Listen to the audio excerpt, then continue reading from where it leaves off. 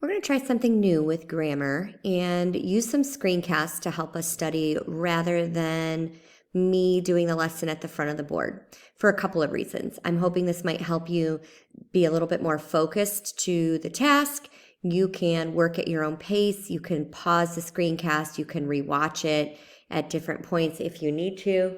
And it's always going to be a study tool there for you as you start preparing for a summative assessment that we're going to have on these. So I believe we were done up through 5, 6. I can't quite remember. I'm gonna start with 6. I think I'm gonna go through a screencast. What I would suggest you do is you do the sentence, pause the screencast, and then after you have the sentence done, come back to the screencast to check your answer, and that will give you a good idea of what kind of understanding you have with this. If you feel pretty good, or if maybe you need to do it again, we'll see how this works. So number 6, there were 2 stairways that led to the street. So our first task is to look for phrases, and I see a phrase here, to the street. I know that's not an infinitive because the isn't a verb.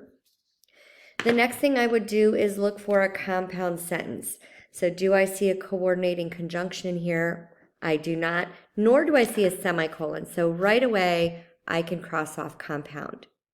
Now I'm going to look to see, is there a subordinating conjunction? And you have a list of subordinating conjunctions on the front of this little notebook here. So I'm going to look there and I see the word that.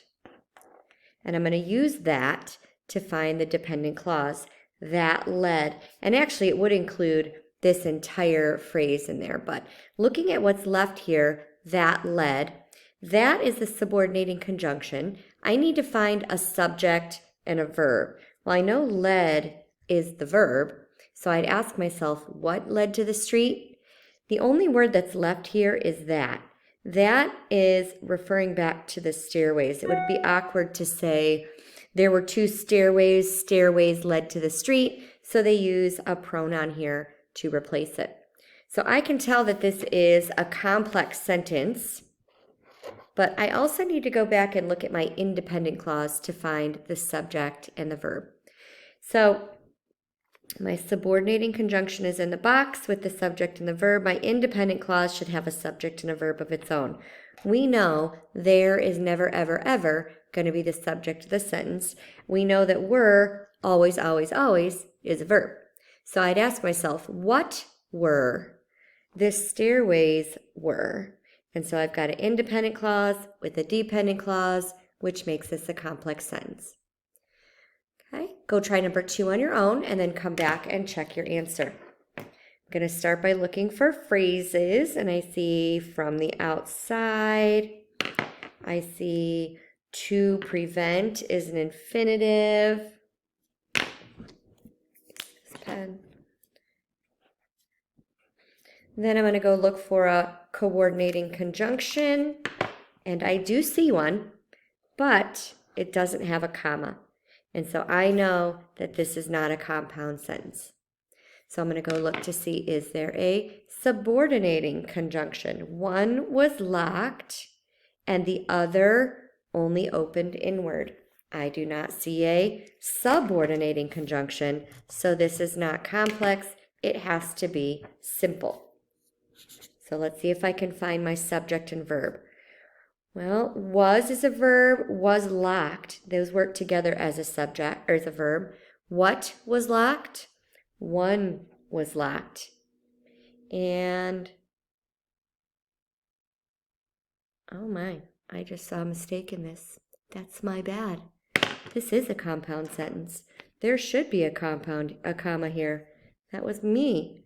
Because when I look at analyzing this, the only other is my subject, and what did the other do? It opened. So that was my bad. I apologize. This is compound. This is why we always proofread, right? All right. So looking at this one, there should have been a comma here, which did make this compound. The other opened, and one was. We have 2 subjects and verbs, so I needed a comma there. All right, number 6. On March 25th, there were 600 workers at the factory when a fire began in a rag bin. So I'm going to start by looking for phrases. I see on March 25th. I see at the factory. I see in a rag bin. So now I'm going to look for any coordinating conjunctions, and I don't see any. So this one is not going to be compound. I'm going to look to see, do I see a subordinating conjunction? I'm going to flip back, look at my list of subordinating conjunctions, and I know these WH words. When is the subordinating conjunction? When what? When a fire began in a rag bin. So within that clause, I can see that began is the verb. What began? A fire began. So I have a dependent clause. Now I need to see, is there an independent clause? I see, well, there, I know there is never ever the subject, and I know were is always the verb. What were? 600 were, or workers were at the factory. And so it's workers, because 600 describes how many. So I've got a subject and a verb for an independent clause. I've got a dependent clause. That makes this a complex sentence. Number 9. So you're going to pause the screencast, go try it on your own, and then come back and let's see how we do. The young workers tried to exit the building by the elevator, but it could only hold 12 people. All right, I'm going to go look for some phrases. I see to exit is an infinitive.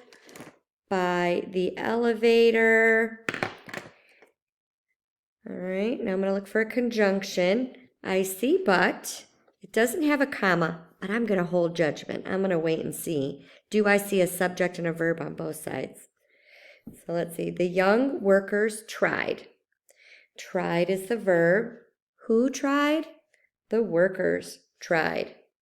We'll look on the other side. It could only hold 12 people. I see a verb, could hold. What could hold? It could hold. So this is a compound sentence, and I needed to add the comma conjunction there. This one is compound. Okay, so another place that we needed a comma there. There is no subordinating conjunction, so it wasn't complex. All right, number 10.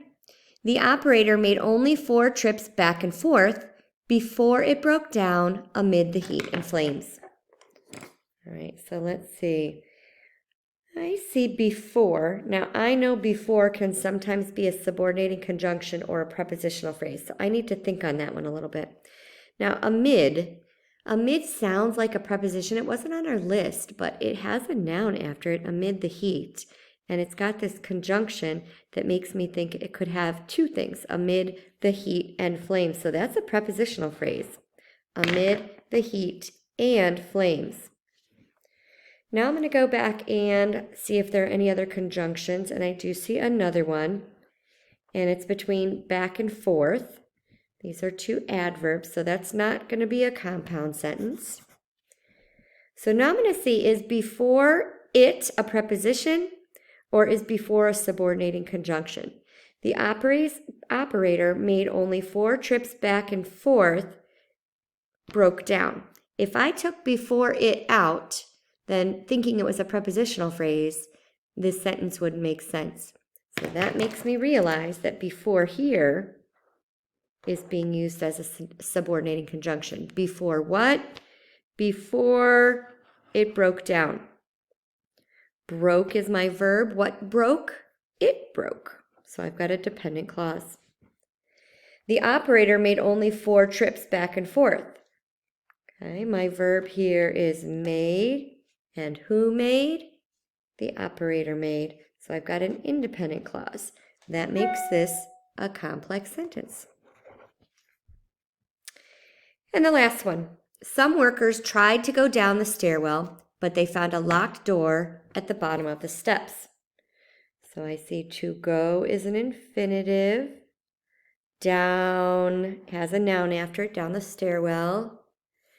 At the bottom of the steps.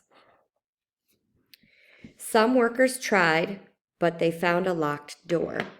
I do see a coordinating conjunction, and it does have a comma, So I'm going to see if I see a subject and a verb on both sides. I know that tried is the verb. It's never ever going to be the infinitive verb. That verb is part of a phrase, so it's not going to count as our main verb. So tried is our verb. Who tried? The workers tried. Then I have my comma conjunction. They found a locked door. Found is a verb. Who found? They found. So this is a compound sentence. All right, so what you're going to do now is go complete the form. You're going to do a little quiz over this tomorrow, and I will let you use your notes as you do the quiz. So I don't expect you to have all these formulas and subordinating conjunctions memorized quite yet. So you will be allowed to use your paper to do your quiz. So I would make sure we did all of this together last week, that you have all of this filled out, and then we'll practice this or do a quiz on this tomorrow.